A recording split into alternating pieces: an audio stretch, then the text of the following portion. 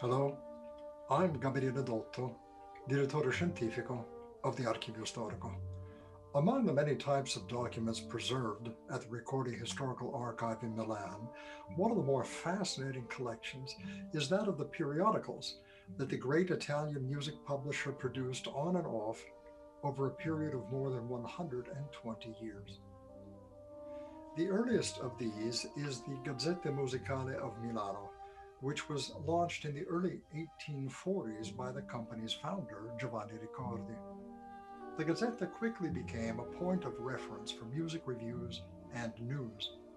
Over time, and especially with the later periodicals Musica e Musicisti and Ars et Labora, which were recast as monthly publications, the scope of the content expanded considerably to embrace a broad range of topics, from photographic travelogues to important news events, reports on the latest fashions from London and Paris, book reviews, biographies of popular performers, composers, and librettists, and more still.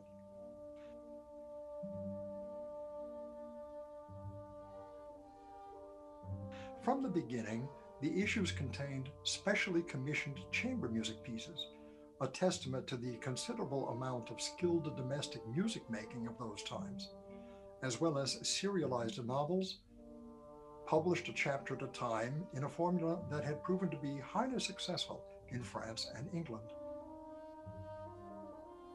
Merchandising and collectible items were not overlooked,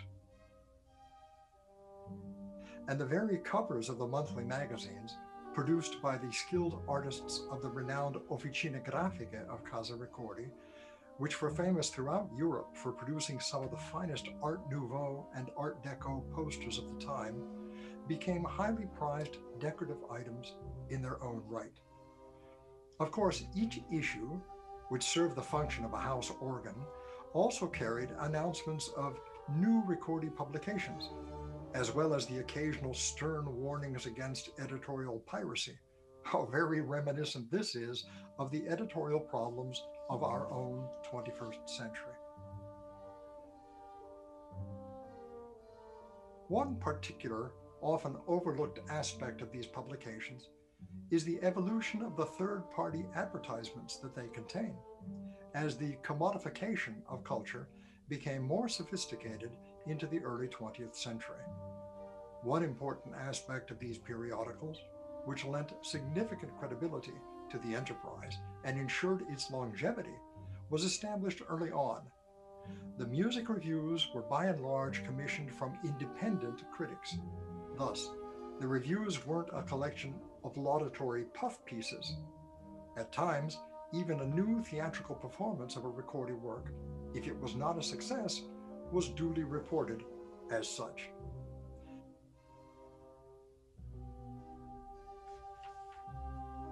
The Ricordi Historical Archive is currently in the process of making these materials available online. The periodicals have been scanned in high definition and the texts converted via an optical character recognition program to make them fully searchable. Initially, they will be placed on Wikisource, where any reader can access and intervene directly on the texts, in order to signal any errors that may have been generated by the optical character recognition scan. The first volume of the Gazzetta Musicale di Milano from 1842 is already available online.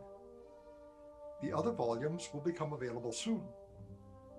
Subsequently, the complete collection of Musica e Musicisti, Ars et Labora, Rivista Minima, the newsletter of the Società del Quartetto, L'Italia Musicale, Musica d'Oggi, along with all available volumes of Ricordiana, will be posted, for a total of 148 volumes. In the future, several other publications, not published by Ricordi, but conserved in its historical archive, will also be included in the online collection. Once the process of revision and correction is complete, this remarkable collection of historic publications will be placed on the Archivio Storico Ricordi website alongside the rest of the digital collection. Although a few specialized musicologists are familiar with some of these titles, these publications are not well known to a broader audience of historians and to general readers.